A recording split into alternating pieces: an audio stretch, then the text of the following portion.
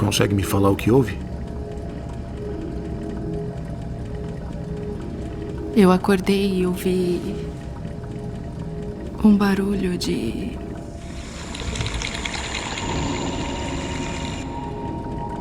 tipo um inseto passando uma perna na outra. Um grilo? Eu segui o barulho. E vinha direto do laboratório. O Kirsch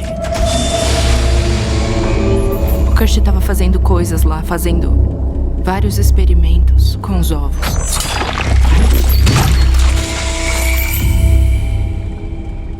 E tava gritando.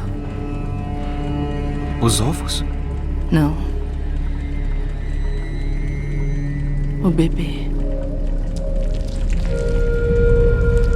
Quem tava gritando era o bebê.